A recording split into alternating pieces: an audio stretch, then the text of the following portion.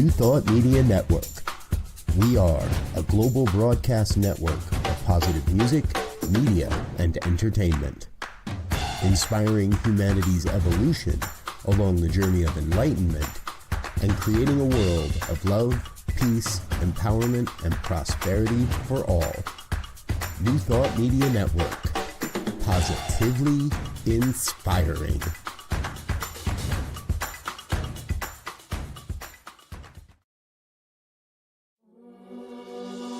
Free my mind, open my heart with the whispers of truth. To live a conscious life, to live a conscious life on the growing edge. On the growing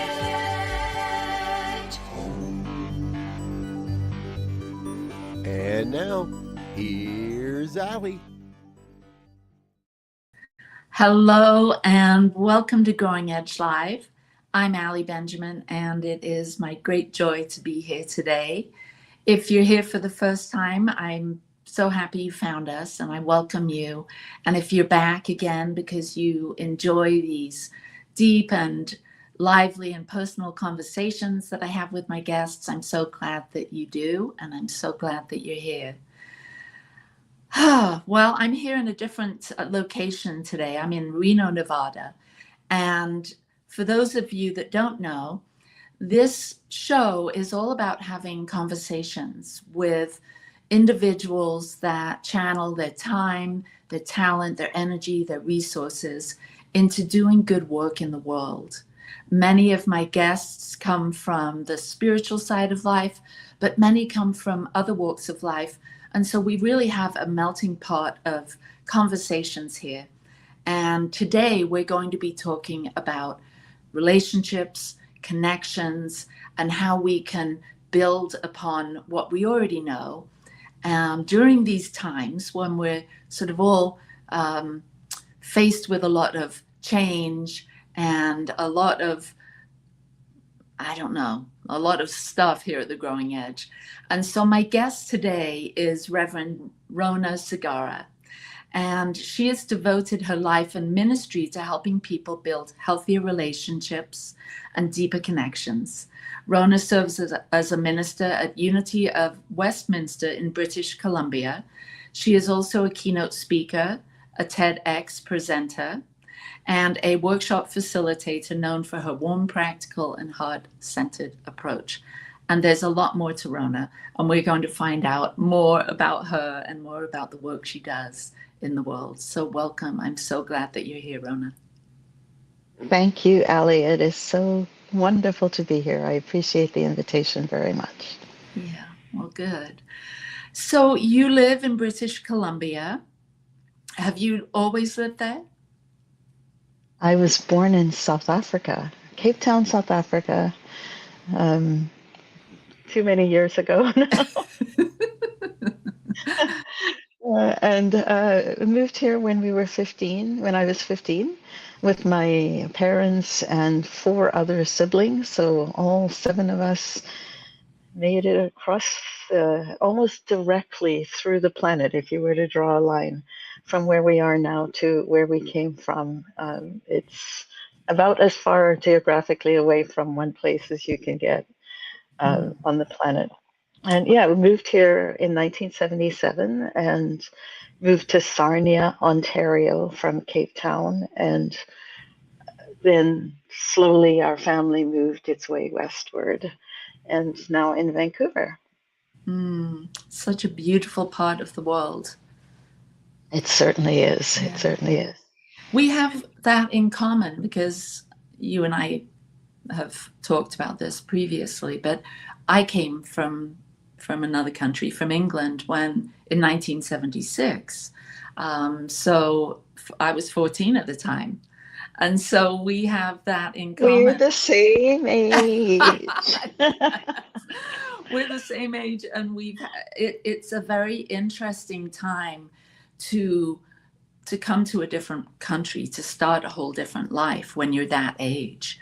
It's such an interesting growth period of our lives when we're 14, 15, 16. I found it to be quite difficult to to integrate into high school at that time, not knowing the culture very well, and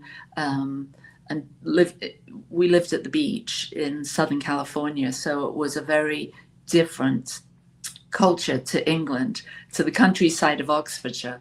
And so yeah, I can imagine coming from the other side of the world for you was equally as novel and an opportunity for you to stretch a bit. You had no option but to stretch. And at the same time, it was an adventure. Coming from, you're right, the transition, from a school system where everyone wore the same uniform, right down to the underwear. And when parents and when teachers walked into the room, you stood up, and when you answered a question, you stood up. To come from that to my first day at school here in Canada was Halloween. Oh my God. And so to walk in, and of course here, the students go to the classroom, so there's like this melee in between periods where everybody's moving around to get to the next classroom. That was completely foreign to me. And then Halloween, and to have all these people dressed in all of these costumes, which was not something we did in South Africa. That was a whole different thing too. So it was like, okay, we're in a whole different place here. So I can relate to that. So you have siblings, and you came with both parents. And so tell us a little bit about your upbringing in South Africa. That, as you mentioned, your school was different, as was mine. Same underwear, same hats, different hats for each season, boarding school. So yeah, I get that. Familiar, yes. Yeah.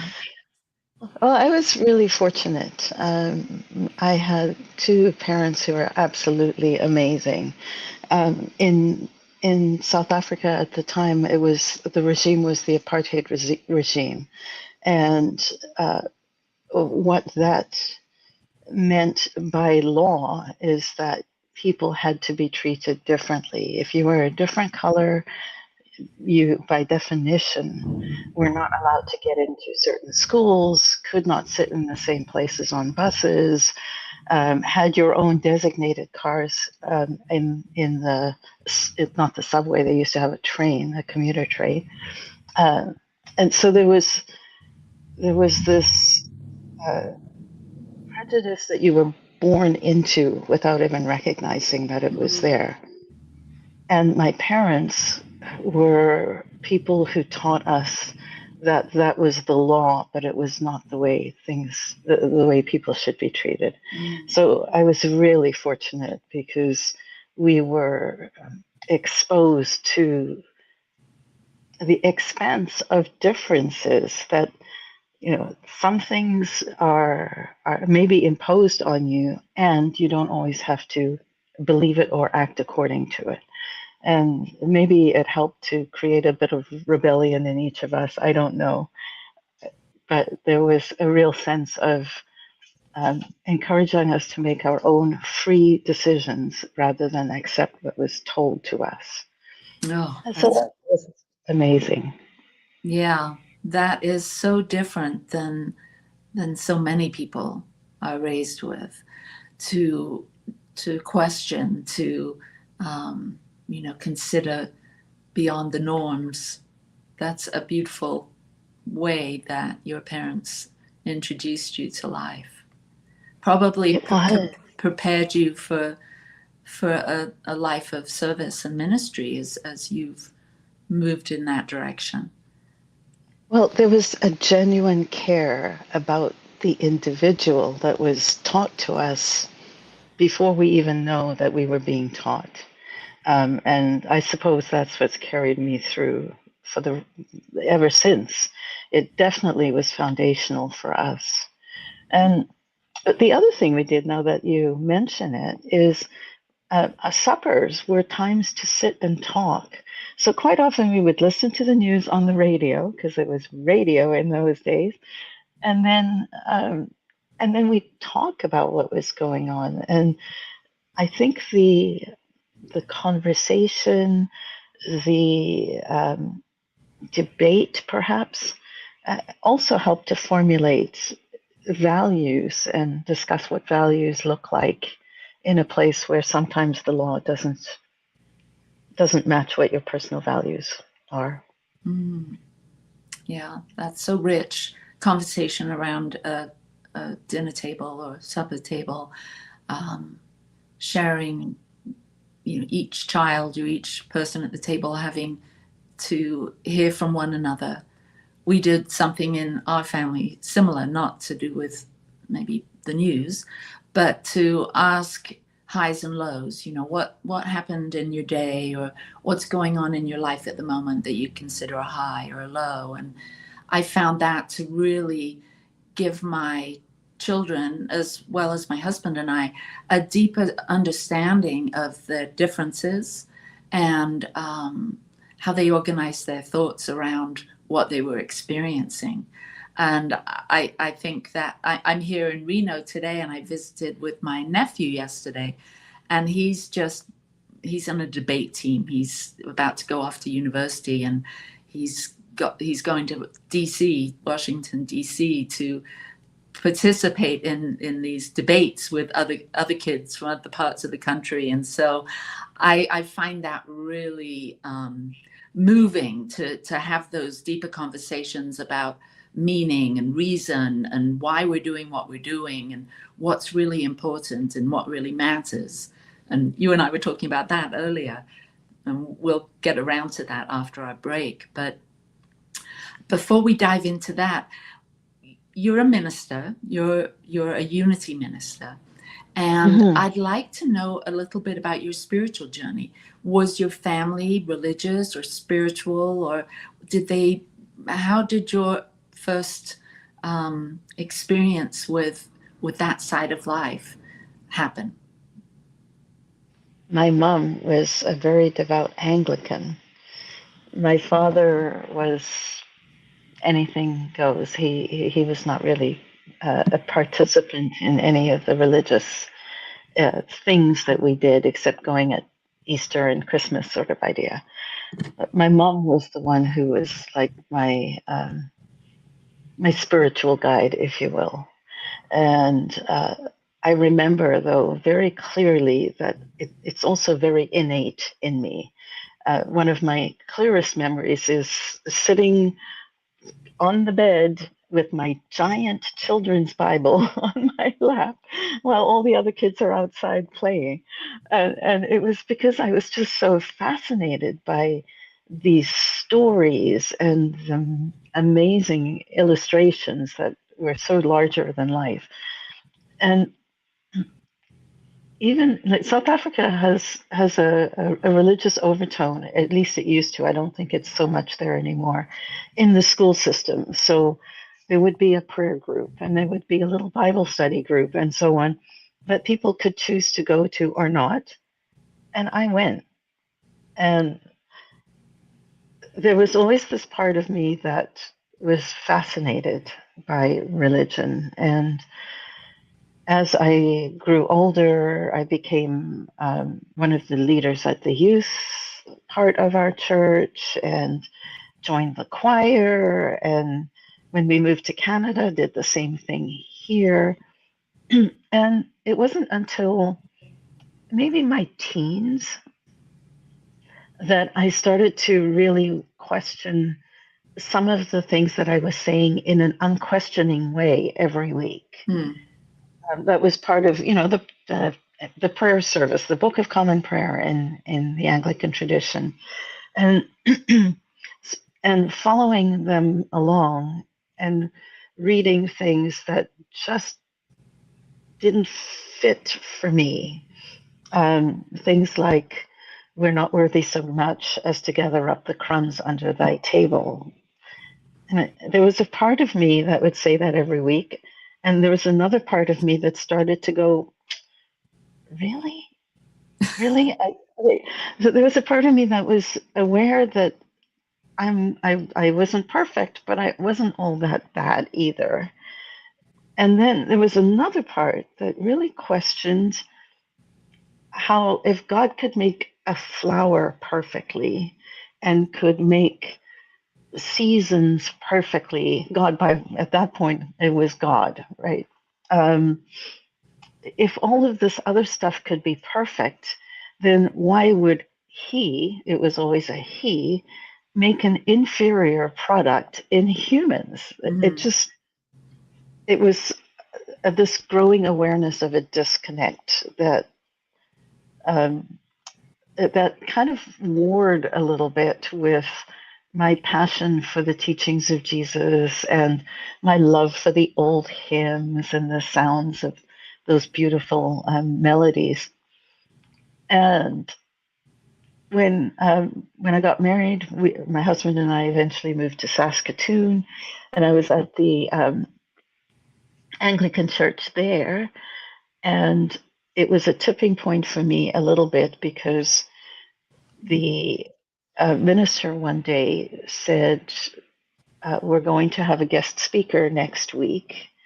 And this person used to be lesbian, and God has cured her of her disease. That's what it was. Cured her of a disease. And that was the closest I ever came to walking out of Mm.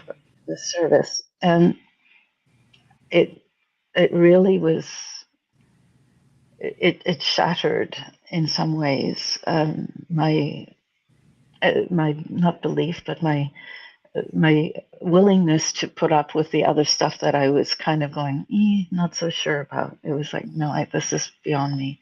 Now, that was only one ministry. I recognize that. And I also recognize that the Anglican tradition itself has moved from some of those tenets. But at the time, it was, this is no longer for me. And so I walked away from it, and eventually, with time, moved to Vancouver, and was talking to a friend about how I missed the tradition of church. I missed I wanted to find something like that, but it was kind of a mismatch with my own values. There it is again, and um, and she said, well, why don't you try Unity? They have kind of a different take on the teachings of Jesus, and they don't think of, they don't consider worth as being something where you're unworthy, that you need to be redeemed. And I'm like, well, that sounds interesting. So I went to Unity in White Rock in British Columbia, and funnily enough, it was Halloween there too. The first day I walked in, so I was like, "Oh, okay." The firsts all over the place apparently include Halloween for me. So yeah, so that's kind of how I found Unity, and then over time I grew to appreciate the teachings of it more, and um, over time, and all kinds of life things happening, which we probably don't have time for. Um, but long and short of it was my job ended. I had an opportunity to finally do the ministry, which I was always going to pursue sometime in the future. It was always going to be one day I will. And then when the job experience ended, it was like, if not now, when? And so that's how I came to here. Beautiful. And so, how long have you been? How long have you been a minister, and where do you serve currently? I was ordained in 2019, in June of 2019, so not too long ago. Although by ministry standards, unfortunately, ministers don't stay in pulpit ministry for very long, apparently.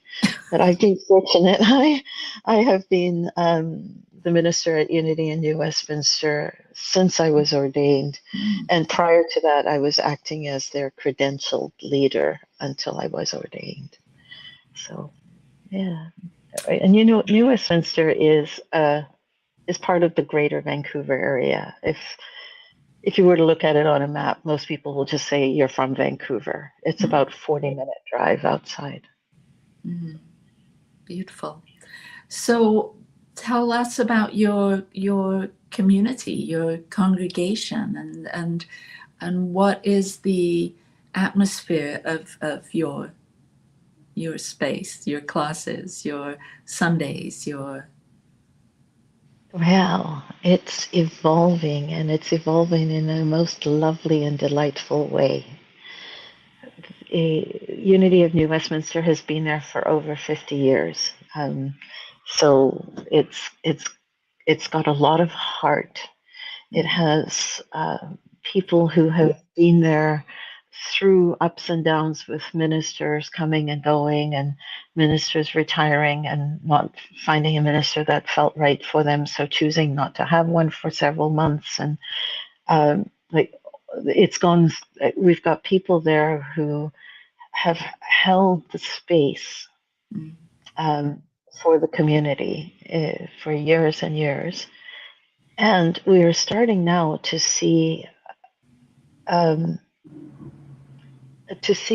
people coming in who are young families, who are not in the 60 plus age group. I hate to think of us. I hate to think of me as being in that, but there's actually there's some movement to having people who are a younger demographic coming in, and because it's somewhat new for us, we tried to launch a children's program last week, several years ago, and it just didn't work. And now slowly what we're finding is that people are coming in with children. And because we didn't really have a program, I just set up some kids' tables at the back, and I have crafts and coloring and all kinds of other things, but they're at the children's level. And the kids go there and they kind of play and do their own thing, and the parents tend to sit somewhere close by. But they are in the place right now of being with us, and it's lovely. There's this sort of youthful buzz of noise occasionally, which it sounds, to me, it sounds so rich. And I have actually asked the people who normally sit at the back if they find it distracting, just in case, but they don't.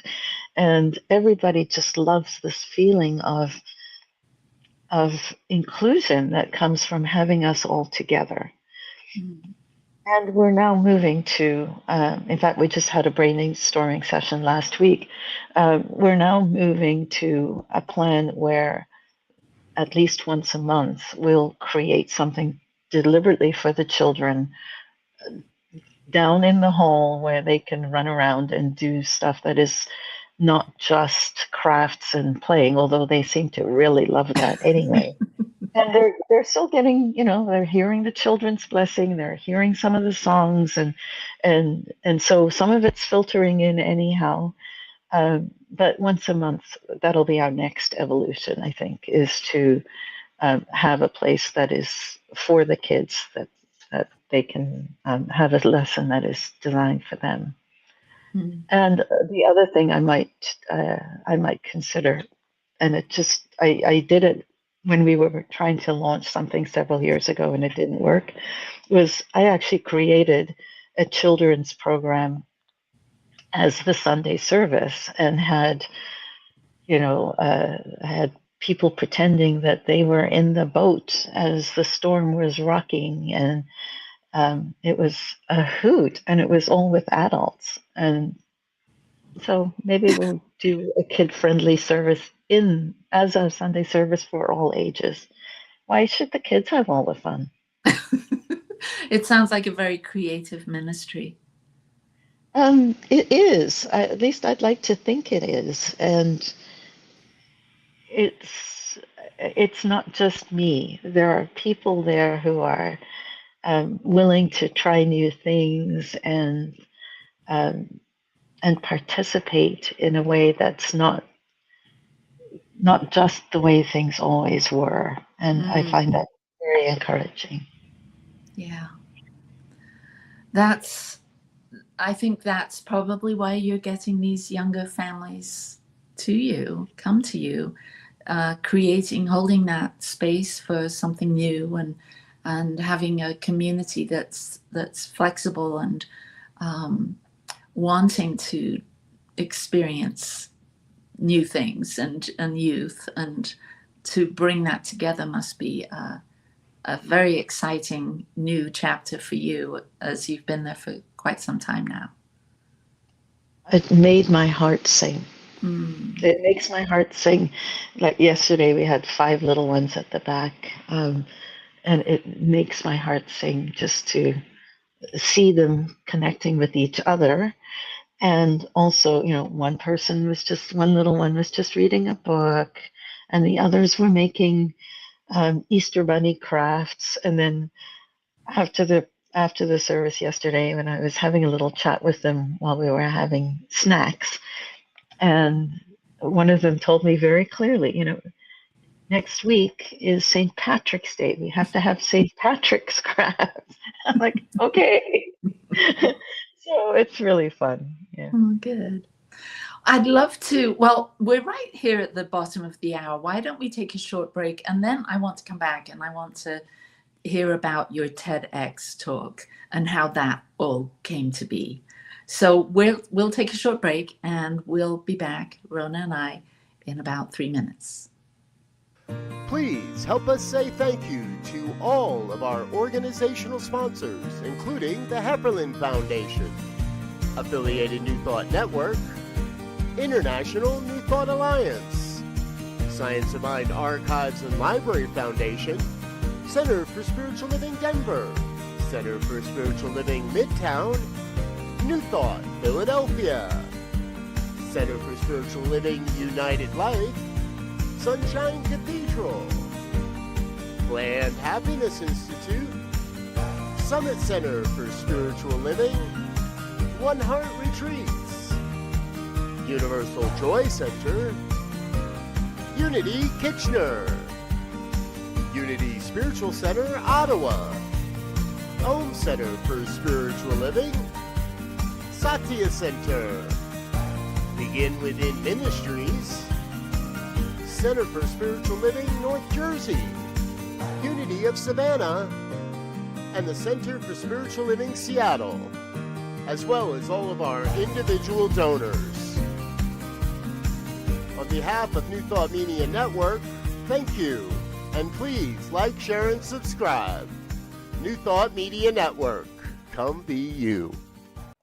Come expand your spiritual journey. Join us for Just the Talk, Sundays, 1 p.m. to 6 p.m. Mountain Time. Experience Unity Kitchener and Ottawa. Center for Spiritual Living Midtown, Center for Spiritual Living Denver, Unity of Garden Park, New Thought Philadelphia, the Sunshine Cathedral, Unity of Savannah, and the Om Center for Spiritual Living. Come unleash your spiritual potential with New Thought Media Network.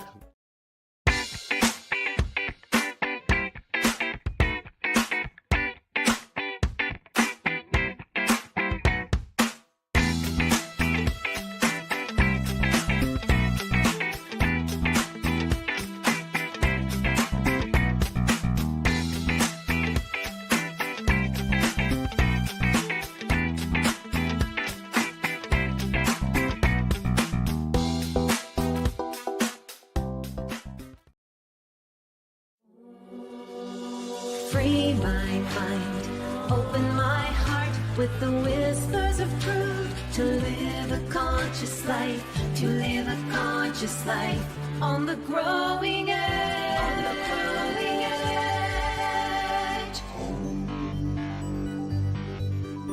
edge. And now, here's Allie.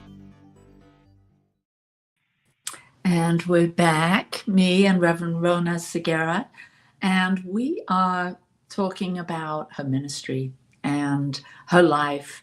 And there's, when I was looking at your website, I came across the picture of you on the TEDx stage talking. How did all of that happen, and what did you talk about, and how exciting was that? Wow. How it happened is I was actually talking to a couple of people, young people in our community. They're now at university and college, but I was chatting with them a year and a half ago ish in the summer of 2024, I guess, and saying how I actually wouldn't mind doing a TED talk one day. And their response was, "You do a TED talk every week." And I'm like, "Oh, that's really sweet." And, it would be fun to do that one day. But I don't really have a topic. And they came up with, well, why don't you do it on the growth of secular faith in a time of declining religious faith? And I thought, oh, that sounds kind of cool, but didn't quite hit me. But the idea of these kids actually believing in me enough made me think, okay, what could I do? Like, what could I bring together? And I realized that one of the things that I have a perhaps unique perspective about is that I am also a wedding officiant. And I had at that time done about 150 weddings, out of which 149 couples had said they don't want religious language in their ceremony. Mm. And then tying that to the idea of loneliness, which was something that is at that time even more so, I think, gaining popularity as a recognition that we're in a loneliness crisis. And tying those two together with my own experience and my hearing about how people they've moved away from church, but they miss the community. They don't want the dogma, but they miss the feeling of belonging. And then taking those sort of three elements, the loneliness, the growing feeling of I'm not interested in a religious reference, and when I was part of a religious tradition, I really enjoyed that feeling of being part of something. And putting those together and thinking, well, what if we could use some of the elements that are in traditional religions that are sort of baked into the traditional religion framework that help to build belonging? And could we do that in a more secular society? So that was sort of my idea, was things like baptisms, and we do it with weddings, but these other important coming of age ceremonies that are held in the religious traditions are the things that help you know that you're part of something bigger. And when we've turned away from religious practices, in some way we've lost some of the wealth of those traditions, the heart and the warmth and the celebratory nature of those traditions. And so that was my talk. My talk was all about the idea of taking the best parts of religious practice and building them into our non-religious secular lifestyles. And my points were to step forward at any like major milestone, like bat mitzvahs and confirmations, those are all part of the religious tradition. But there's nothing to stop a child who is, turning from tweenhood to teenhood. Like, that's a big milestone. Why don't we find a way to celebrate that with some kind of massive party for them, and a gift that's meaningful from the parents and so on. So hold the same celebration, but without the religious. Mm. So that was one. Was my first step was step forward. My second one was step outward, and the idea there is to recognize that it takes an effort to get to a church or a temple or a synagogue every week, but people do it because they step outward to meet in person, because nothing breaks us out of where we are more than being able to meet each other in person. It requires putting the phone down. It requires disengaging from the couch and the TV and the computer and the doom scrolling and all those other things. Meeting in person helps to build belonging. So that was my second point, was step outward. And then the third one was to step together. And the idea there was to, the thing that binds religious organizations and the people in religious organizations is their shared belief or shared agreement about the belief structure of whatever it is that they're part of. My encouragement was to take that and blow it a little bit more out of the water, because that's the thing that so many people have turned away from religion because of, is, if you need to belong here, that's great, but you can only belong here if you do these classes and agree with these tenets and so on. And my suggestion is, let's broaden our horizons and find a way to accept one another with some agreed upon principles that we might all choose to abide by. So that was my third step, is the idea of stepping together as a group or as a family. And so that was the talk. How did it come to be? It was quite a long process, actually. The application, I was one of 125 people who applied to TEDx, sorry. And they have a very not long, a detailed application process where you have to fill out a little bit about you and why you're the person who's going to be the best one to talk about this, why you're uniquely positioned to talk about this subject. Then they ask you to give a preliminary idea of your points and what your script might look like. And then from that 125 people, they dropped down to 25 as a short list. And then from that 25, they choose 12 after doing in-person auditions. And the process is very structured, very loving, very supportive, very professional, and excellent.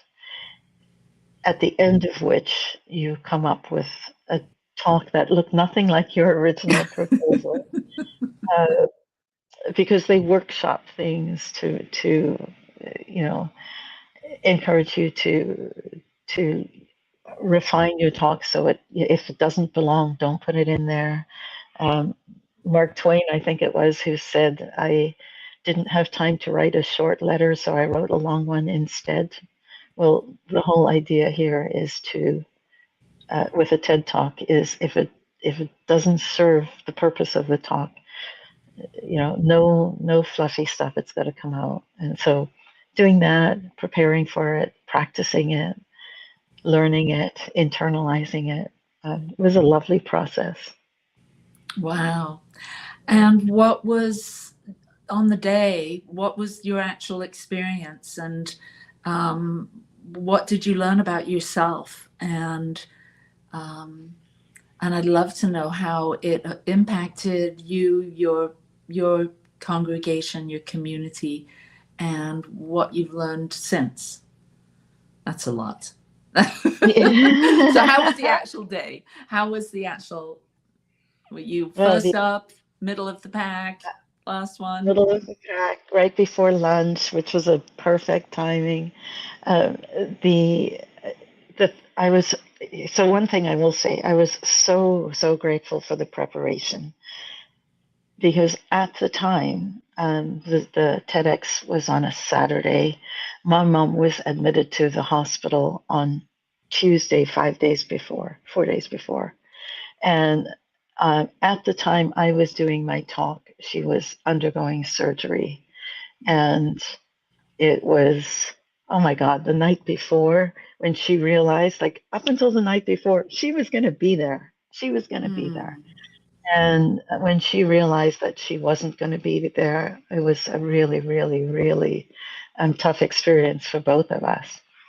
What made it better, um, what actually ended up easing it was I recited my talk for her in the hospital. And I can feel it now. Yeah. It was my final practice. And it was the in the end, as I walked on the stage, it was my mom's shoulders that I felt I was standing on. Oh.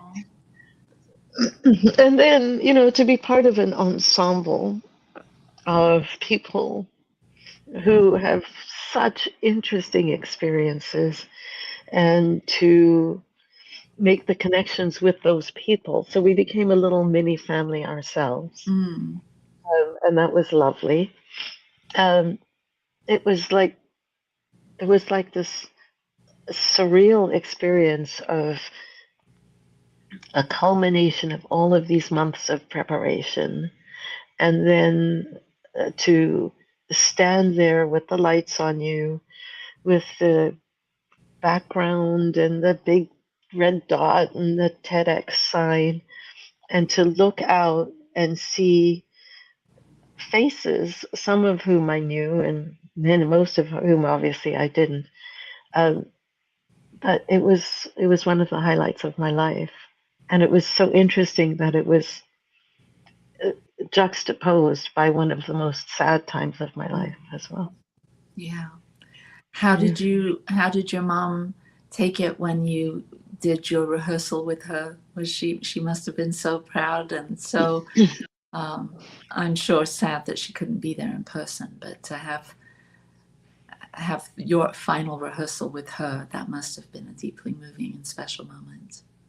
It was. It was at that moment that she insisted. Our family does everything together. And so I was, even up to that point, I'm like, Mom, if you, I'm sort of thinking I shouldn't go do this because I want to be with you. And she insisted after hearing the talk, like, that I not do that, that this is a message that should be heard. And yeah, it was really deeply moving. Yeah. For me, my sister was in the room. My mom was in a room with another lady, and she was also very deeply moved. So, yeah, it was precious memory now. Yeah, I can feel that. And so once you had given your talk and you set it up so perfectly with all the branding of TEDx and the spotlight and all the preparation, how did you feel it landed? Did you make that connection that is so pivotal to your work? Did you feel that connection took place during following the talk? Yes, well, yes, there was a feeling of, well, there's nothing so lovely as to get a standing ovation, which I did. And to get people to come. I mentioned I was one of the last speakers before lunch. So at lunchtime, I had several people come up to thank me the about the recognizing the loneliness and the value that church helped with that, and giving them a little bit of a path about how to gain that sense of belonging again, even though they no longer follow that faith tradition. And so, if only one person had heard that and changed, that would have been enough for me. But I heard several that day. And then I even had a few friends come to me later and say, I normally would have done Easter with just our family, but I was thinking of your talk. And so I called my aunt and my cousins, and we all got together. I'm like, thank you. So that was awesome. And then the way TED works is it doesn't just keep it doesn't, once the live performance is done, the talks are reviewed by the TED organization, and then they select essentially one talk per day for Monday through Friday to be considered the editor's pick of the day. And you may imagine they get about 25,000 talks a year to review. And they selected my talk as one of the editor's picks for the day. So they must have liked it too.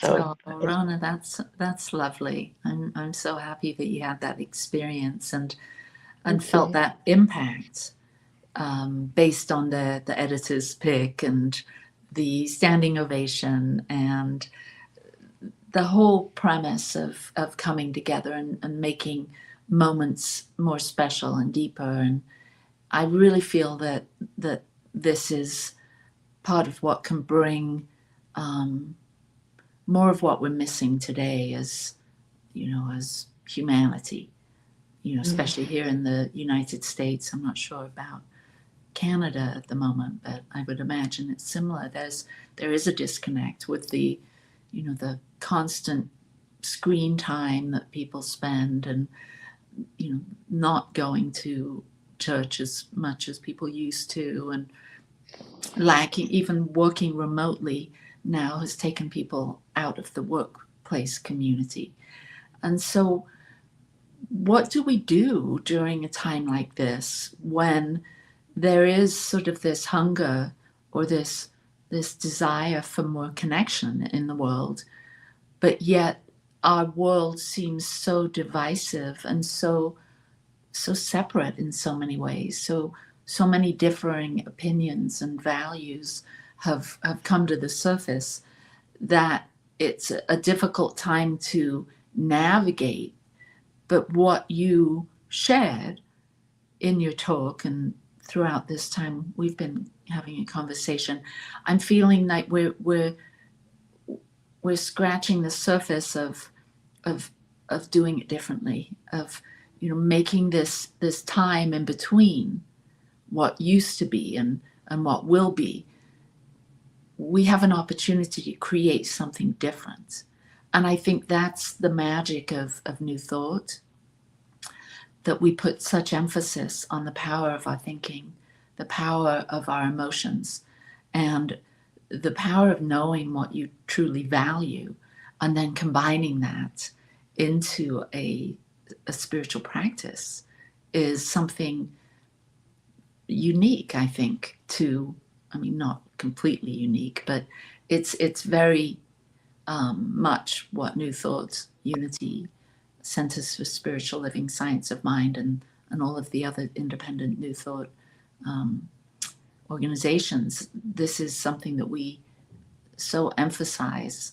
So what do you say to that, and what we can do? And maybe there's people watching that don't have a community or don't go to church, or they have that longing for connection and for deeper meaning and can feel the whispering winds of change, but they don't know what to do about it. They don't know what to do about it. Yeah, it's a really good question. And I think people are, this new technology that we call the cell phone, and which is now not so new anymore, but it's still evolving.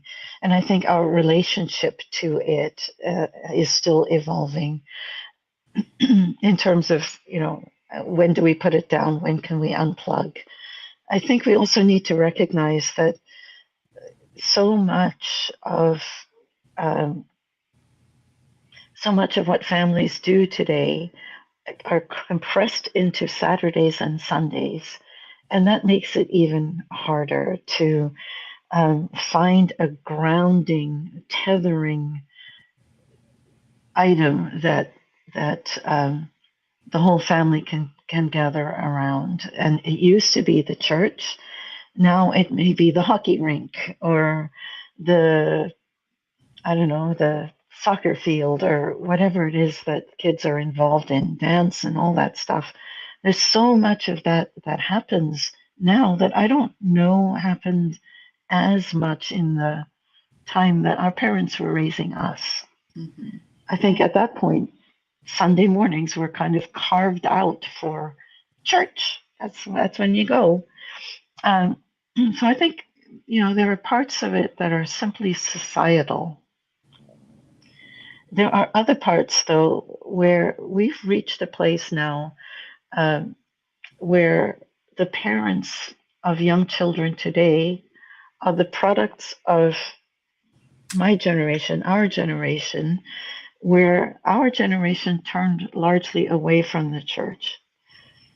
Our children, therefore, have no experience at all with it in many situations. Like my son was, tagged along because I took him to church, but he's one of maybe half of his friends have ever even stepped foot into church. And so now their children are in a place where they don't have that, they don't see that, they don't even have the opportunity to know what the benefit of being part of a community that just talks about ideas, what that benefit might be. And that's where I think we might have a place, because I do think people like your nephew, people are interested in debate. They're interested in the questions about life. They're interested in how do I make my relationship with myself, but even more importantly to me, my relationship with my husband and my children and my family more meaningful, because that's where heaven on earth lands. And I think the place for those kinds of conversations, dogma free, is something that people are seeking. And call it social emotional learning if you want to do it for kids, but frankly, it's that same idea, except it doesn't need to have learning. It's more like social emotional realizations that we offer at some of these new thought outlets. And it's a matter of letting people know that they're there somehow, that come in for a conversation, come in because we're talking about, essentially, how do you answer questions? How do you answer these everyday concerns that people have in a way that is dogma free, but is still offering practical ideas so that they can have lives that are meaningful and joyful and connected and compassionate. There is no place, if it's not a unity church, a center for spiritual living, depending on how dogmatic a religion is, perhaps it would be there.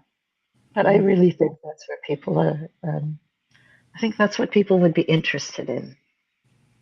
Mm-hmm. Yeah, I typically end my show with asking my guests. We all know the song "What the World Needs Now Is Love, Sweet Love," and we've talked at some length about what the world needs, and your talk was your TED Talk and all that you've shared today has really help expose what's missing and the steps we might take. Is there anything more? Is there anything outside of possibly going back to church? Are there other ways? I was thinking when you mentioned my nephew, like maybe we could start a series of debates, just friendly, non-denominational debates on, things of value. Bring your values and let's talk about them. But, how would we go about that when we're all so isolated and separated, and we need a brainstorming session? A brainstorming session. I think it becomes things like one of the things I think would be really transformative for all of us is if we could learn to live in the land of both and.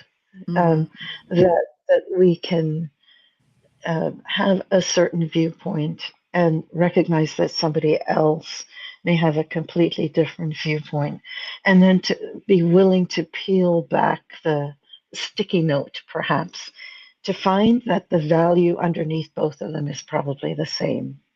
It's just the approach may be different. And I think a couple of things about that. I mean, even the song, Burt Bacharach, "What the World Needs Love Now is Love."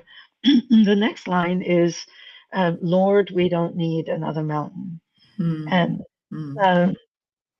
what I would love for us to realize is that we are the face of God, that we need to be the one, not waiting for some third party to say, okay, this is how you go about loving each other. We're it. And it's up to each one of us to expand our own worldview, to look at the person that we don't agree with and understand that there may be a value underneath there that we completely identify with. We just see it completely differently. And the more we do that, the more we're in a place where we can have a discourse, where we can actually have a dialogue rather than a monologue, which I feel like I'm doing too much of talking.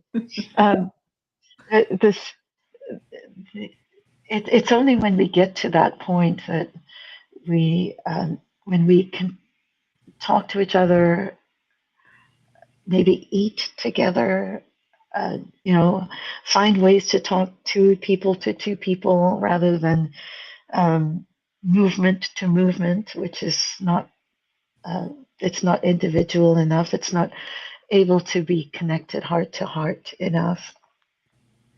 I think some of those things might. Yeah.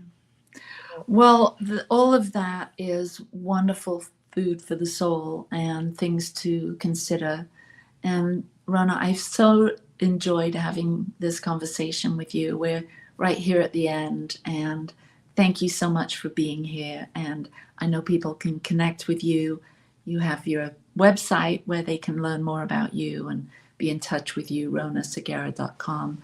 And thank you for being here today with us at The Growing Edge. Thank you. Thank you. All right, everyone. We'll see you next week. If you've enjoyed this show and would like to support these conversations, this Growing Edge ministry, you can find us at growingedgelive.com. You can also see the code there at the top left-hand corner of the screen if you'd like to make a donation. Thank you. Every penny counts to bring this vibrant, juicy conversation, this series of conversations, right to you where you are. Peace and blessings. Thank you to New Thought Media Network and our sponsor, the Satya Center. See you next week.